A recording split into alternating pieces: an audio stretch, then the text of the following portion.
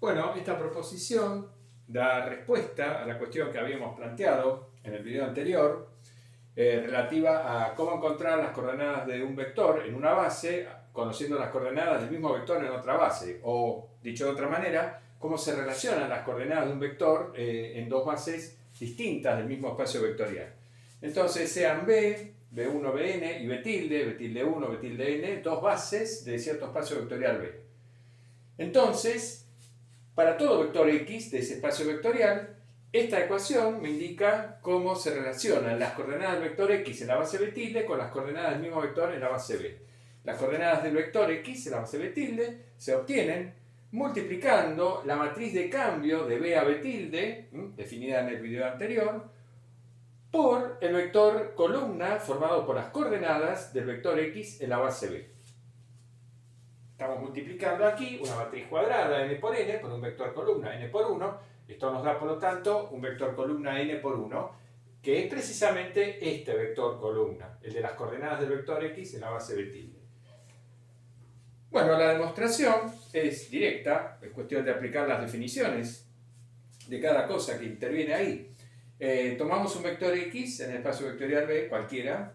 Digamos que ese vector x se escribe de esta manera, como combinación lineal de los vectores de la base b, y que el mismo vector se escribe en esta forma, como combinación lineal de los vectores de la base b tilde. Acá, perdón, me olvidé de algo.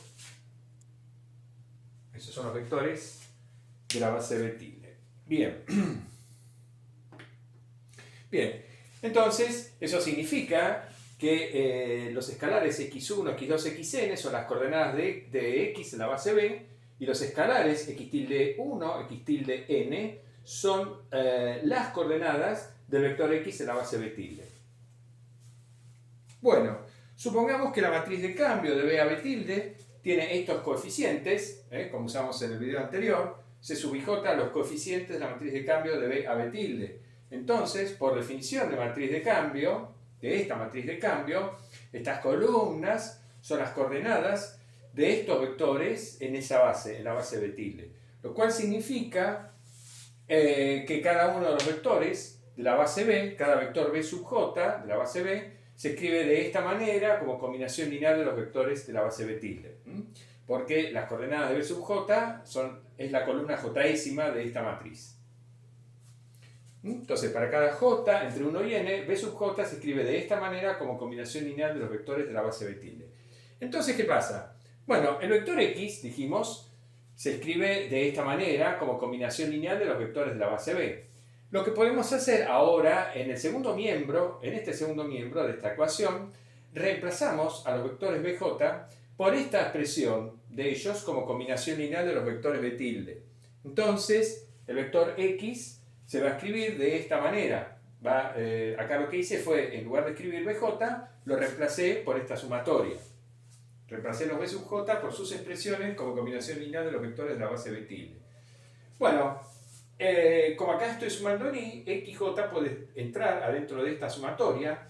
Y por otra parte, como ya hemos explicado alguna vez, o más de una vez tal vez, como es una suma doble finita, yo puedo, ambas sumas son finitas, puedo permutar el orden de los símbolos sumatorios, y al hacer la permutación de los símbolos sumatorios e introducir xj acá adentro, puedo sacar los b tilde afuera del símbolo sumatorio de la sumatoria sobre el índice j. Y entonces esta suma doble es exactamente igual a esta suma doble. Pero al escribir esta suma doble de esta manera, lo que queda en evidencia es que, digamos, estoy expresando al vector x, en esta sumatoria, estoy expresando al vector x como combinación lineal de los vectores de la base b tilde. Lo cual implica que por la unicidad de las coordenadas del vector x en la base b tilde, los coeficientes que están adentro de este paréntesis, fíjense, adentro del paréntesis yo tengo una sumatoria, estoy sumando un j, pero el índice i está libre, o sea que este paréntesis depende del índice i. Pero bueno, estos paréntesis necesariamente tienen que ser las coordenadas del vector x en la base b tilde. No queda otra alternativa. Por lo tanto, como las coordenadas del vector x en la base de tilde son x tilde 1, x tilde 2, etc., la conclusión a la que arribamos es que x tilde sub i debe ser necesariamente igual a lo que está en el paréntesis, para todo i entre 1 y n. Entonces, acá tenemos n ecuaciones para i entre 1 y n, pero estas n ecuaciones equivalen a decir que este vector columna es igual al producto de esta matriz por este vector columna, como se advierte fácilmente, y este es finalmente el resultado al que queríamos arribar, porque es exactamente lo que dice esta ecuación.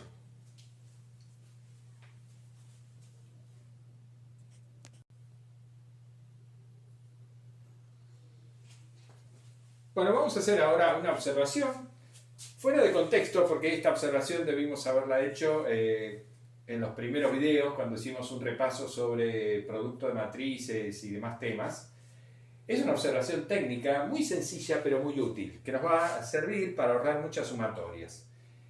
Supongamos que tenemos una matriz rectangular real cualquiera, m por n. A es una matriz de coeficientes reales m por n, cualquier matriz. Y consideremos el versor canónico E sub j de Rn, pero visto como vector columna. Entonces, esto es un vector n por 1, que tiene ceros en todos lados, menos en el lugar jésimo, ahí pareciera que fuera la mitad, no tiene por qué ser la mitad, por supuesto, ¿no? Pero, digamos, tiene un 1 en el lugar j y todo el resto son 0, ¿no? Es, por supuesto, entonces el versor canónico E sub j de Rn puesto como vector columna. Bien, bueno, entonces, como esta es una matriz m por n, y este es un vector columna n por 1, yo puedo multiplicar la matriz A, la puedo multiplicar por el versor E sub j. Y eso me va a dar un vector columna m por 1. Bien, ahora, ese vector columna m por 1 es este. En el primer lugar, lo que yo hago es multiplico la primera fila de la matriz A por el E sub j, que es lo que tengo acá. A sub 1, así, recordemos que cuando hicimos el repaso, convenimos que íbamos a indicar así a las columnas de la matriz A, con el índice ahí abajo, ¿no? Entonces, A1 por E sub j es la primera fila de la matriz A por ese versor. Cuando multiplico esta primera fila por este versor, ¿qué me va a quedar? Me va a quedar A1j, porque me queda A11 por 0 más A12 por 0, etc. El único término en la suma que sobrevive es el A1j por 1, entonces me queda A1j. De la misma manera, cuando multiplico la segunda fila por el versor E sub j, A sub 2 por E sub j, me va a quedar A2, A sub 2j, ¿no? Esta fila por el vector columna. Y así en todos los casos, al multiplicar la última fila por el versor E sub j, me queda AMJ. Bien, ¿y qué es esto que tenemos acá? Es la columna jésima de la matriz A. También habíamos convenido en indicar de esta manera las columnas de la matriz, ¿no? Con índice, con supraíndice, digamos. ¿Qué significa esto? Significa que A por el versor E sub 1 me da la primera columna de A por el versor E sub 2 la segunda columna, etc. Bien, ¿y esto por qué es muy útil? Bueno, por lo que vamos a observar a continuación. Bueno, ahora supongamos que tenemos dos matrices, una matriz A, M por P, y una matriz B, P por N, de modo tal que está definido el producto de A por B. Tenemos dos matrices A y B, cualesquiera que podemos multiplicar. Podemos multiplicar A por la matriz B. Entonces, ¿qué pasa? La columna jésima de la matriz producto A por B va a ser igual a la matriz producto A por B multiplicada por el versor canónico E sub j de Rn visto como vector columna, ¿no es cierto? Por lo que vimos en la pizarra anterior. Bien, pero el producto de matrices sabemos que es asociativo y lo hemos demostrado. Siempre que está definido el producto entre tres matrices es asociativo. Entonces, esto es igual al producto de la matriz A por esta matriz columna, B por E sub j. Pero sabemos que B por E sub j es justamente la columna jésima de la matriz B. Entonces, lo que concluimos es que la columna jésima de la matriz producto se obtiene multiplicando la matriz A por la columna jésima de la matriz B. Lo que dice a continuación, ¿no? Las columnas de A por B se obtienen multiplicando a la matriz A por las columnas de B. En consecuencia, podemos concluir que la matriz A por B tiene estas columnas. Esta es la primera columna de A por B, la segunda columna, la columna enésima. Por esto que tenemos acá. Y podemos decir entonces, o podemos escribir también esto que es muy sugerente, ¿no? Porque la matriz B justamente es la que tenemos acá, tiene las columnas 1, 2, n. Esta es la matriz B. Entonces yo puedo decir que A por la matriz B es igual a esto que tenemos acá. Es muy sugerente, digo, acá esta ecuación porque justamente lo que me está indicando es como que yo puedo meter adentro de la matriz B a la matriz A para obtener las columnas de la matriz producto. Bien, esto entonces es totalmente válido una vez que uno, digamos, tiene en claro el significado de las notaciones que está utilizando. Y como yo les decía, permite ahorrarse muchas cuentas, muchas expresiones con sumatorias.